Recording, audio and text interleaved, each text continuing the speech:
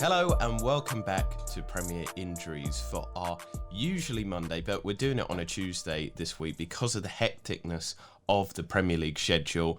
This is our data show where we kind of go through some of the expertise that we have in terms of Premier League injuries, giving you insights and understandings of the inside of this world. And just before we go into it, please remember to like, share and subscribe to the channel, because not only do we do this data show, we've got Dr. Raj, the fantasy doctor, we've got some great FPL content, and through the summer and into next season, I can guarantee we've got some really high quality interviews coming up with some specialists as well. But yes, let's get into the injury data show. Before I start, I always ask you, Ben, how are you doing at the moment? And once again, you're by the riverside. I am. More technical difficulties. I don't know what's happening. Yeah, it's been a complete mess. We'll say a mess because it's early in the week. We'll keep the bad language down until we look at defensive and attacking assets. But yes, mate, I'm glad to get through game week 33. Wasn't able to get 11 players on the pitch and had question marks over 2 or 3 of those players. So I potentially went anywhere from 5 upwards. I think I ended up finishing with 9 starters. So inherently that was quite good. Pleased with that. And a small red arrow, but got through. I'm still within touching distance of your very good self. So I'm breathing heavily down your neck. I think it's 22 points, but I have 2 chips in the bag. And it's just about maybe planning and spending a little bit of time on when those chips can be deployed to maximize those returns and not only close the gap, but obviously surpass you. That's it. I'm going to leave you be dust.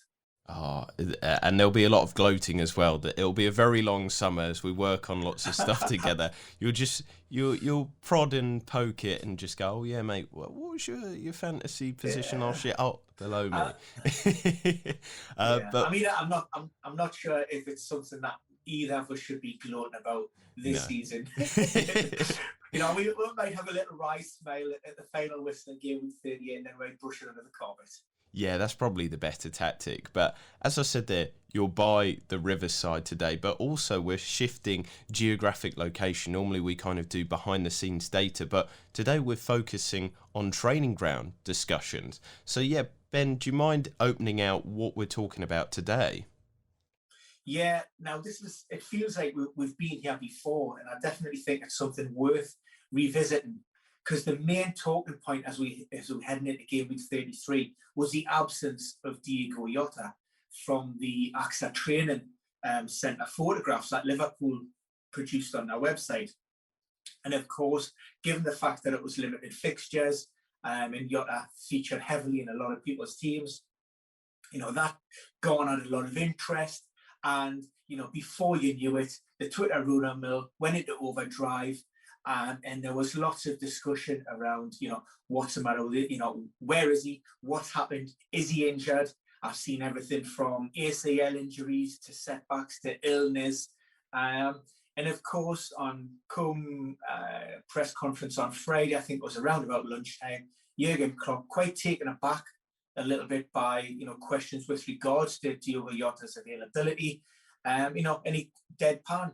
He's absolutely fine. So I just thought it's maybe discussing, that and why we shouldn't read too much into it, because it's something, people look at a particular snapshot in time that is could be strategically taken, strategically placed by the clubs to maybe mislead. They don't want to give too much information. But, like I say, people look at this and the instant assumption is, there must be something wrong when, that isn't always the case.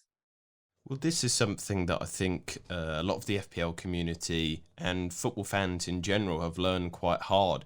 If you're a betting person or, just involved in any sort of fantasy sport, I remember so many times, I think there was a rumour about Aguero circulating a few years ago, that he was unfit, that something had happened, and then he went and scored a hat-trick that weekend.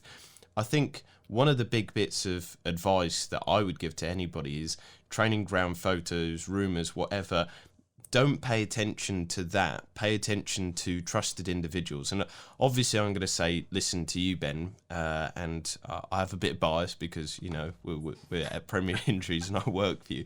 But there is this fact that you're up to date as much as possible, and even in certain situations the club won't tell you the full extent of what is happening with players because they might not even know. It might literally be a last minute fitness test. So I think the best advice for kind of training ground rumours, photos, whatever, is trust the big sources. You know, somebody like The Athletic, somebody like yourself, somebody who actually knows the inner goings on, because it is there is cloak and dagger, but also, isn't it, Ben? It's just genuine kind of, clubs might not know. It might just be a little niggle that they want to make sure is ready for the game at the weekend.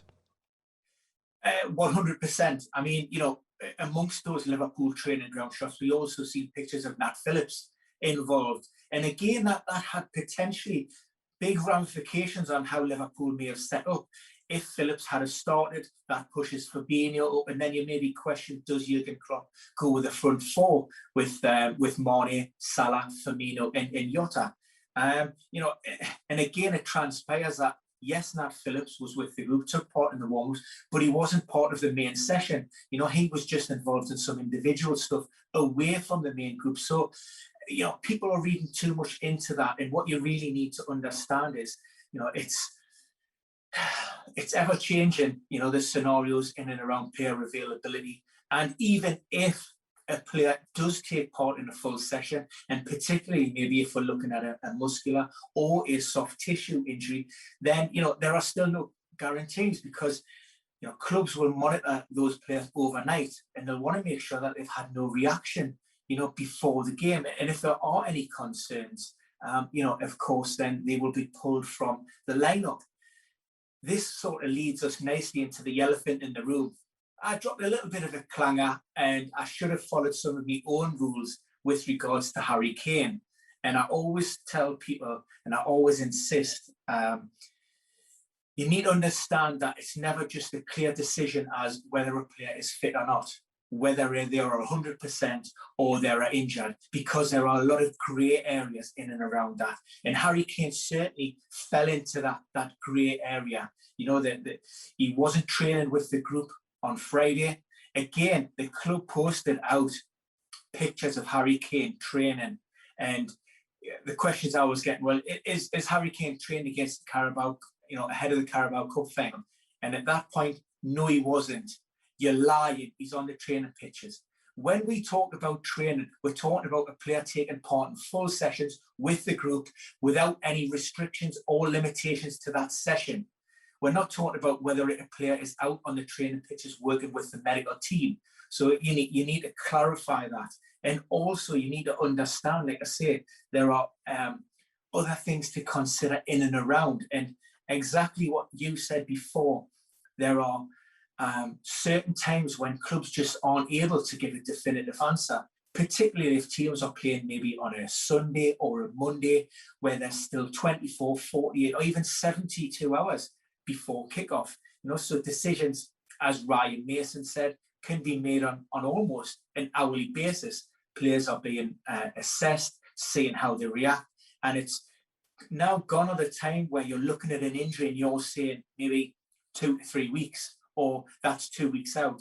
It's about task-based exercises. So you will have recovery protocol, which will say, right, you need to complete stage 1 before you can go on to stage 2.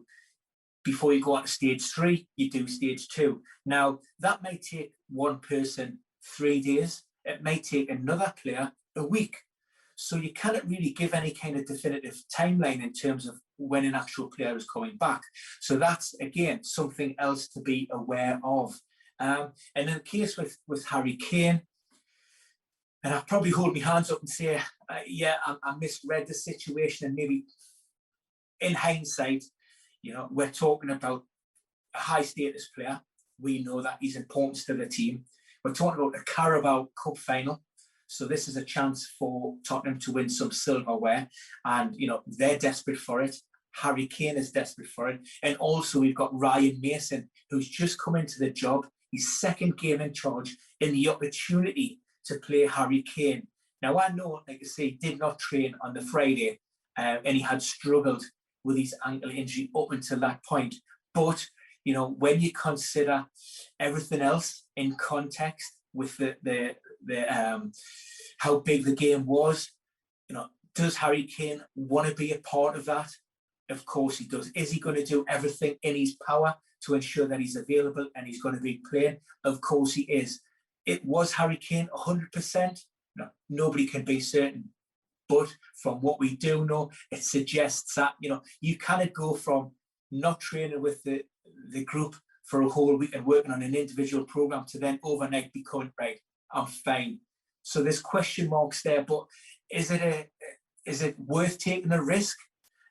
Given that, you know, what's the worst that could happen? You know, Tottenham are maybe out of the race for European football. So this was maybe their one and only opportunity of really what would class as maybe a successful campaign for them. Was it worth the risk? Of course it was. Did that make me look like an idiot? Yes, it did. Are some of the things that people called me out on social media? Certainly not. I've been in this game a long time. I understand the wider circle, and maybe I shouldn't have been so hasty in ruling Harry Kane out of that game. It was probably more of an opinion based on where Harry Kane was at that point on a Friday, without nearly fully understanding, not understanding, but maybe forgetting, you know, the gravity of the game and that Carabao Cup final, and you know, what it would mean to both Tottenham and Harry Kane and Ryan Mason.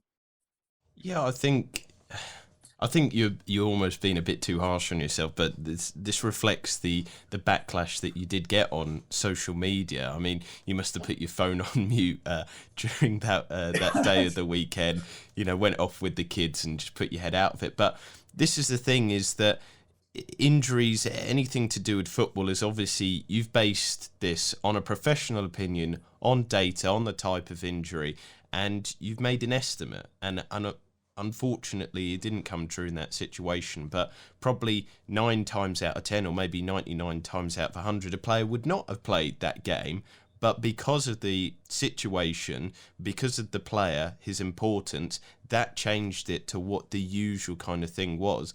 I have a follow-up question maybe of, will this potentially damage Harry Kane for the rest of the season now? Because from my eye view and watching the match, he didn't look his usual self. He looked a bit sluggish. He looked lethargic.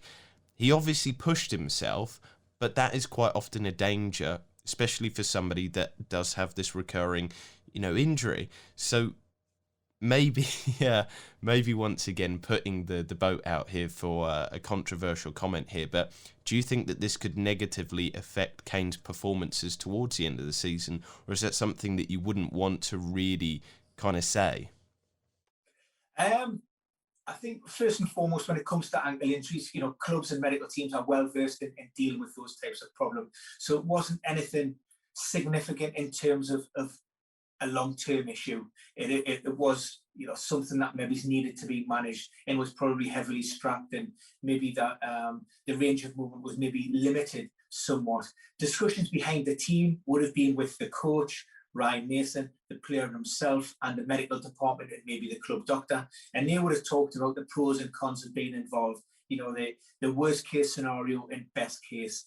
Now, from the outside looking in, you know, it looks as if he came through that match without any sort of serious kind of setbacks or any further issues. I mean, post-match, you know, once your adrenaline wears off and, you know, it sinks in, there may be some kind of reaction. There may be a little bit of swelling in the joint. We just don't know. But certainly from what we know at this point, he managed to come through that game, which is great for Harry Kane. And therefore, there shouldn't be any, you know, lasting or long-term effects with that problem. Like I say, he was involved in individual training ahead of the cup final, and while it wasn't, you know, full contact, you know, with the rest of the group, he was still being put through his paces. So, like I say, it was probably one of those marginal calls and which they decided to, take that chance with it being the final. So there's one more England striker close to your heart, close to your home. He might even be running in the background there, I don't know. But it's Callum Wilson. We need to talk about him. Another 30-minute limited performance. Newcastle look good again. They got a draw with Liverpool. 1 goal disallowed. 2nd goal did go in. He almost was on the score sheet. What kind of news can we discuss about Mr. Callum Wilson? Yeah, well, I mean, the Callum Wilson, again, that was regarding, initially we sort of flagged this up regarding his absence from the training pitches on a Thursday. And this was Steve Bruce coming out and saying, look, again, we hark back to an era where, you don't clump everybody together. The team just don't go out in training. You run into the ground. And, players are given individual training programs now, recovery sessions. And inherently on a Thursday, Callum Wilson is away off doing his own thing, working and making sure that he's maybe focused more on his hamstrings, eases back on his load as he gets ready for an individual sort of game week.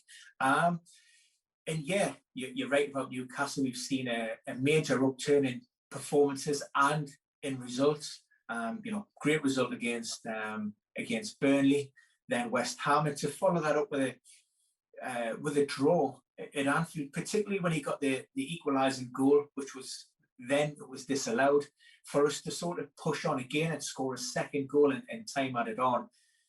And even when things weren't going well for Newcastle, we've discussed this before, players still looked like they were playing for Steve Bruce. So first and foremost, like I say, that was always a good sign. And this upturn has coincided with the return of Alan Saint-Maxim. He's a threat. He's able to, those dynamic changes of pace, switch, defence into attack. He's a threat. He takes 2, possibly 3 players away. And he was managed initially, and he's coming in, and he's been great, rejuvenated, should finish the season strong, given all of the time that he's missed out. And with regards to Callum, Callum's been managed very, very carefully. And, again, credit to Steve Bruce, but I think results have helped make that, decision a little bit easier, because, when you're winning or when you're playing well, then it's easy to stick with the same team. And Joe Linton hasn't been too bad. It's 2 and 4, I think now. We had 2 and 3 heading into Anfield. But for me, I think we'll be looking at Callum Wilson in that starting lineup this weekend. I've seen potentially 2 changes, or 2 players who you would like to bring in. One of those Wilson, the other one would have been Joe Willock, but of course he's ineligible with being the parent club. So I think maybe Wilson for Joe Linton would be my only change this weekend as we face the mighty Gunners. Oh, but you don't want Geordie Joe involved. I'm surprised at that. He's such a emblem of the club. I mean, it's not that I don't want him involved. I just think that the way the team's playing, and Callum Wilson is up very sharp. He's impressed. He's done his time now. He's had a few appearances off the bench. I think he's in a position where he should be ready to start the game. And one more win, almost, that guarantees our top flight status for next season. Yeah, Newcastle seem to have almost tried to get that top class status since the international break, with just letting the handbrake off. They've gone really gung ho and scored a lot of goals. It is an exciting time, but hopefully you found this a little bit exciting, useful, and an insight into our thinking behind certain injuries and into the world of injuries in the Premier League. But for now, I'll just remind you, please do subscribe to the channel. We've got lots of great content here to help you with your decisions towards the end of this season, through to next season and beyond. There's going to be so much good content, but I'll throw it to Ben just to sign us out. Yeah, cheers, Jason. Another fantastic little podcast, my friend. Looking forward to the Defensive and Attacking Assets podcast, which we will hopefully record on Wednesday with a view to them going live on Thursday. Of course, we have another early FPL deadline on Friday, so we'll get them out well ahead of that. So keep your eyes and ears peeled, keep tuned, and we'll see you all very soon. Cheers.